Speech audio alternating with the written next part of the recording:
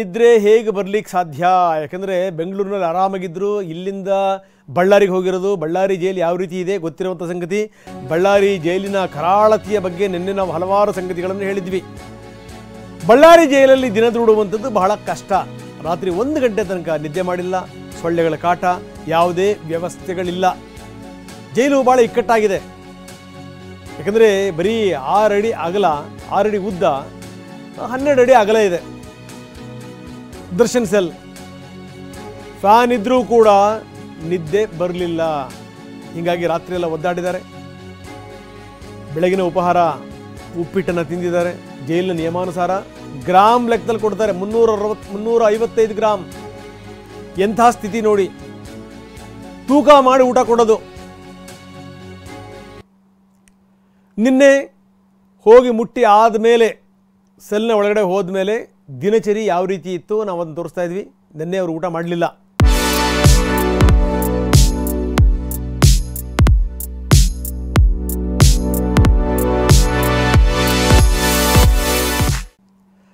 ಸಂಜೆ ವೇಳೆಗೆ ಚಪಾತಿ ಪಲ್ಯ ಅನ್ನ ಸಾಂಬಾರು ತಿಂದಿದ್ರು ದರ್ಶನ್. ಆದರೆ ಏನೇ ತಿಂದರೂ ಕೂಡ ರಾತ್ರಿ ನಿದ್ರೆ ಬರಲಿಲ್ಲ. ಯಾಕಂದರೆ ಭಾಳ ಇಕ್ಕಟ್ಟಾಗಿದೆ ಸೆಲ್, ಜೊತೆಗೆ ಹೊಸ ಜಾಗ ಬೇರೆ. ಬೆಳಗಿನ ಎದ್ದು ಉಪ್ಪಿಟ್ಟು ತಿಂದಿದ್ದಾರೆ. ಆ ಉಪ್ಪಿಟ್ಟನ್ನು ಕೂಡ ಏನು ಅಂದರೆ ಅಳತೆ ಮೇಲೆ ಕೊಡ್ತಾರೆ, 355 ಗ್ರಾಮ್.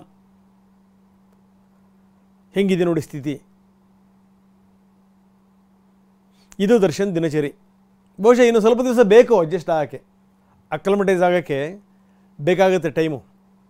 ಸಾಮಾನ್ಯನ ಇಲ್ಲಿ ಆರಾಮಾಗಿದ್ದರು, ಯಾರ್ಯಾರಿಗೋ ಫೋನ್ ಮಾಡೋಕ್ಕೆ ಹೋಗಿ, ಯಾವನಿಗೋ ವಿಡಿಯೋ ಕಾಲ್ ಮಾಡಿ ಸಿಕ್ಕಾಕೊಂಡು ಕೂತ್ಕೊಂಡು ಪಟ್ಟಂಗ ಹೊಡೆದು ಆ ಫೋಟೋ ರಿಲೀಸ್ ಆಗಿ ಈಗ ನೋಡಿ ಬಳ್ಳಾರಿ ಜೈಲಿಗೆ ಬಂದು ಬೀಳೋವಂಥ ಸ್ಥಿತಿ ಬಂತು. ಯಾಕೆ ಬೇಕಿತ್ತು? 355 ಗ್ರಾಮ್ ಉಪ್ಪಿಟ್ಟು.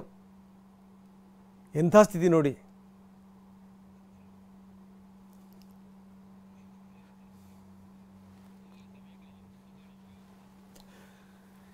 ಇನ್ನು ಹೇಗೆ ಜೈಲಲ್ಲಿ ಸಮಯ ಕಳೀಬೇಕು? ಯಾಕಂದರೆ ಜೈಲಲ್ಲಿ ಕೂತ್ಕೊಂಡು ಏನು ಮಾಡ್ತೀರಿ? ಹೀಗಾಗಿ ಏನು ಅಂದರೆ ಪುಸ್ತಕ ಓದುವಂಥ ಹವ್ಯಾಸವನ್ನು ಬೆಳೆಸ್ಕೊಂಡಿದ್ದಾರಂತೆ ದರ್ಶನ್. ಒಳ್ಳೆ ಬೆಳವಣಿಗೆ. ಪುಸ್ತಕಗಳ ಮೊರೆ ಹೋಗಿದ್ದಾರೆ ಎನ್ನುವಂಥ ಮಾತಿದೆ. ಒಂದು ದೊಡ್ಡ ಬ್ಯಾಗಲ್ಲಿ ಪುಸ್ತಕವನ್ನು ತಂದಿದ್ದಾರೆ, ಪುಸ್ತಕಗಳನ್ನು ಓದೋದು. 2 ಬ್ಯಾಗ್ಗಳಲ್ಲಿ ಪುಸ್ತಕ ಬಂದಿದೆ ಅಂತೆ, 1 ಬ್ಯಾಗಲ್ಲ, 2 ಬ್ಯಾಗ್ಗಳಲ್ಲಿ. ಪರಪ್ಪನ ಅಗ್ರಹಾರ ಜೈಲಿನಲ್ಲಿದ್ದಾಗ 20ಕ್ಕೂ ಹೆಚ್ಚು ಪುಸ್ತಕಗಳು. ಜೈಲಿನಲ್ಲಿ ಆ ಪುಸ್ತಕಗಳನ್ನು ಜೊತೆಗಿಟ್ಕೊಂಡಿದ್ರು ದರ್ಶನ್. ಕೆಲ ಪುಸ್ತಕಗಳನ್ನು ಕುಟುಂಬಸ್ಥರು ಕೊಟ್ಟಿದ್ರು, ಸ್ನೇಹಿತರು ಕೊಟ್ಟಿದ್ರು. 2 ಬ್ಯಾಗ್ಗಳಲ್ಲಿ ಪುಸ್ತಕಗಳನ್ನು ತಂದಿದ್ದಾರೆ. ಇಂಗ್ಲೀಷ್ ಮತ್ತು ಕನ್ನಡ ಭಾಷೆಯ ಪುಸ್ತಕಗಳು, ಅದನ್ನು ಓದ್ತಾರಂತೆ. ಪುಸ್ತಕ ಓದೋದಿದೆಯಲ್ಲ ಬಹಳ ಒಳ್ಳೆಯದು. ಈ ನಾಗನ ಸಹವಾಸ, ಬೇಕರಿ ರಘು ಸಹವಾಸಕ್ಕಿಂತ ಪುಸ್ತಕ ಸಹವಾಸ ಇದೆಯಲ್ಲ ಅದು ಭಾರಿ ಬೆಸ್ಟ್ ನೋಡಿ. ಒಬ್ಬಂಟಿಯಾಗಿದ್ದಂಥ ಸಂದರ್ಭದಲ್ಲಿ ಪುಸ್ತಕಕ್ಕಿಂತ ದೊಡ್ಡ ಮಿತ್ರ ಯಾರೂ ಇಲ್ಲ ಅನ್ನುವಂಥ ಮಾತಿದೆ. ದರ್ಶನ್ ಈ ಸಂದರ್ಭದಲ್ಲಿ ಹೆಚ್ಚೆಚ್ಚು ಓದಬೇಕು. ಮನಪರಿವರ್ತನೆ ಆಗುತ್ತೆ ನಿಜಕ್ಕೂ. ಯಾವ ಪುಸ್ತಕ ಓದ್ತೀವಿ ಅನ್ನೋದು ಕೂಡ ಇಂಪಾರ್ಟೆಂಟೇ, ಪ್ರಶ್ನೆ ಬೇರೆ. ನಿನ್ನೆ ನಾನು ನಮ್ಮ ಪ್ರತಿನಿಧಿ ರಾಮ್ ಜೊತೆ ಮಾತಾಡ್ತಾ ಒಂದು ಪ್ಯಾಪಿಲಾನ್ ಅನ್ನುವಂಥ ಪುಸ್ತಕವನ್ನು ಹೆಸರಿಸಿದ್ದೆ.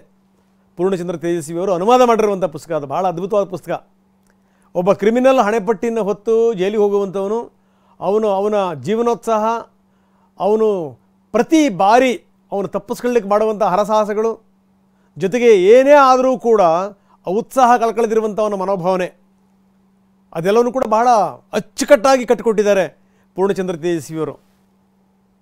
ಈಗ ದರ್ಶನ್ ಹತ್ರ ಸುಮಾರು 20ಕ್ಕೂ ಹೆಚ್ಚು ಪುಸ್ತಕಗಳಿವೆ ಅಂತೆ. ಕೆಲವರು ಕುಟುಂಬಸ್ಥರು ಕೊಟ್ಟಿರೋರು, ಕೆಲವರು ಸ್ನೇಹಿತರು ಕೊಟ್ಟಿರೋದು. ಈಗ ಪುಸ್ತಕ ಓದುವಂಥ ರೂಢಿ ಶುರುವಾಗಿದೆ. ಬಹಳ ಒಳ್ಳೆಯದು ಅದು.